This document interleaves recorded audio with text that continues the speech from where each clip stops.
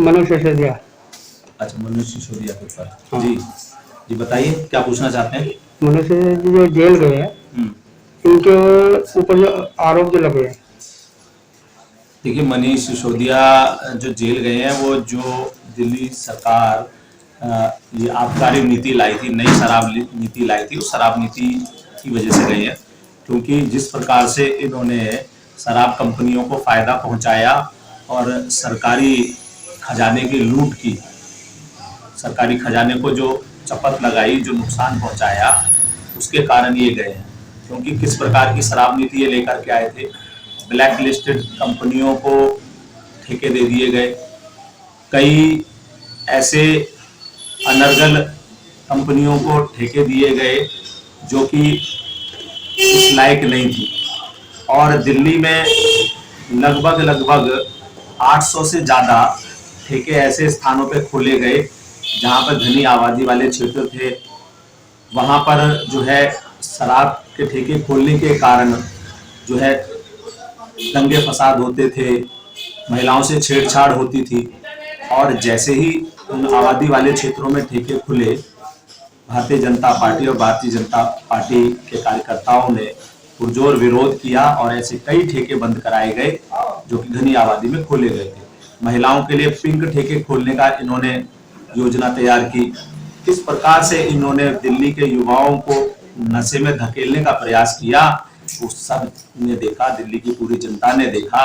और शराब में इतना बड़ा घोटाला हुआ, 140 करोड़ रुपए का जो नुकसान इन्होंने सरकारी खजाने को दिया, उसका जवाब तो सिसोदिया जी को देना ही पड़ेगा। अभी 10 दिन पहले मैंने देखा था सर कि सिसोदिया जी के कुछ कार्यकर्ता स्कूल के बाहर बेंच डालकर बच्चों से एप्लीकेशन ले रहे थे कि सिसोदिया जी निर्दोष है।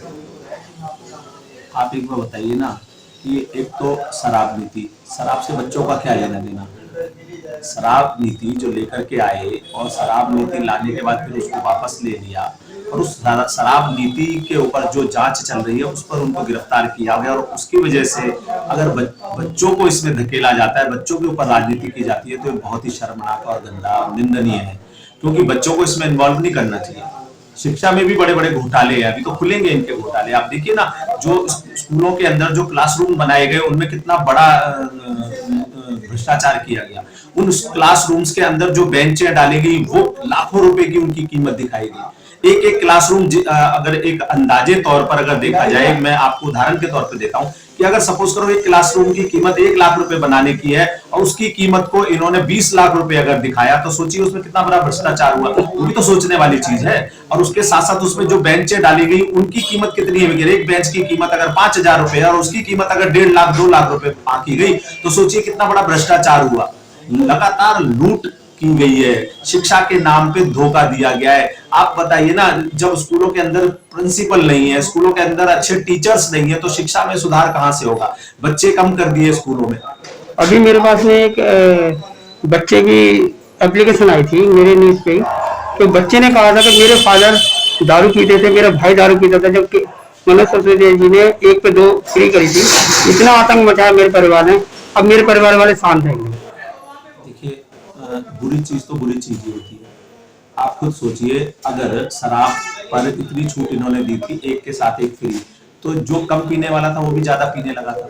और जब लोगों को कोई चीज इस मात्रा में सस्ती मिलती है तो वो ज्यादा उसका सेवन करते हैं। और ऐसी नुकसान वाली चीज को तो जनता के बीच लाना ही नहीं चाहिए। पॉश इलाकों में, बड़े इलाकों में, किसी अच्छी जगह पर और महंगी बेचनी चाहिए, जिससे एक आम आदमी, जो लोकल आदमी, जो रोजमर्रा के बेचारा 500 रुपए 1000 रुपए कमाता है, अपना परिवार का पालन पोषण करता है, ऐसा व्यक्ति अगर नशे में धकेला जाएगा तो उसका परिवार कहां जाएगा। महिलाएं क्यों उतरी मैदान में?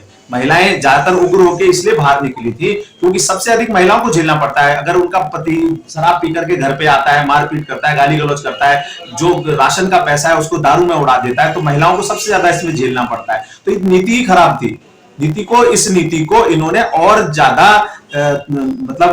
कठिन बनाना चाहिए था, ताकि लोगों की पहुंच से शराब दूर हो सके और जो गरीब तबका, मिडिल क्लास तबका है, जो जिसको नुकसान होता है इस शराब से, वो ऐसा नहीं होना चाहिए था। तो सिसोदिया जी ने बहुत गलत काम किया था, और अगर कोई गलत काम करेगा तो देखो उसको सजा मिलनी चाहिए। डरने वाली बात है, जिसने कुछ नहीं किया वो निकल छूट कर आएगा, और जिसने कुछ किया होगा वो पकड़ा जाएगा। तो इसमें दिखता है ना कि जो कमीशन था वो 2% से बढ़ा के 12% क्यों किया गया। भाई शराब माफियाओं का कमीशन बढ़ाने की क्या जरूरत थी? कहीं ना कहीं तो उसमें धांधली थी ना, खाना था पैसा।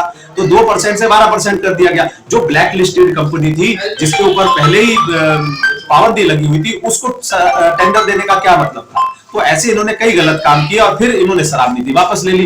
कहते थे अगर शराब नीति अच्छी थी तो फिर वापस क्यों ली, यानी उसके अंदर खामियां थी। तो खामियां थी तो जो इतना 1 साल 1.5 साल में जो नुकसान हुआ सरकारी पैसे का, वो पैसा कहां चला गया, किसने लूट करी उस पैसे की, इसका जवाब तो उनको देना पड़ेगा। तो अच्छा एक बात बताइए, अब आगे आपकी पार्टी का इस आपके विधानसभा क्षेत्र में क्या क्या कार्य रहेंगे? देखिए पिछले 8-9 वर्षों से अगर देखा जाए तो पड़पड़गंज विधानसभा की पूरी तरीके से उपेक्षा की गई है। अच्छा, दिल्ली सरकार पूरी तरीके से फेल है। सर मेरा एक सवाल कोई होगा, काम नहीं किया। आप अपना नाम और अपना परिचय बताइए। मैं कैलाश यादव, बीजेपी से मंडल अध्यक्ष हूँ, यहाँ से पार्टी, भारतीय जनता पार्टी का। और मेरा तो कहना देखो यही है कि हम तो इस क्षेत्र की जनता के लिए जो उनके प्रमुख मुद्दे हैं उन मुद्दों को उठाते रहेंगे, और उनकी सुख सुविधाओं के लिए जितना अच्छा प्रयास हो सकेगा वो प्रयास करेंगे। आजकल जो आप जो लोगों को तीर्थ यात्रा जो कराते हैं, आजकल करा रहे हैं? हाँ बिल्कुल, हमारी तीर्थ यात्रा, हमारी 22 या 23 बस अब तक जा चुकी है। हर महीने हम लोग मथुरा, वृंदावन, बरसाना की तीर्थ यात्रा कराते हैं, और कभी कभी हमारी बस जो है खाटू श्याम भी जाती है, हरिद्वार भी जाती है। तो हम लोग लगातार निःशुल्क, और ये बिल्कुल निःशुल्क करा रहे हैं, इसमें कोई पैसा नहीं लिया जाता। सिर्फ आप पहचान पत्र के माध्यम से अपना रजिस्ट्रेशन ऑफिस में कराएंगे, और उसके बाद जैसे ही हमारी बस में संख्या 50 की हमारी पूरी हो जाती है, हम बस को रवाना कर देते हैं। तो हमारी बस लगातार, और ये तीर्थ यात्रा हमारी चल रही है और आगे भी लगातार जारी रहेगी। बहुत अच्छे से।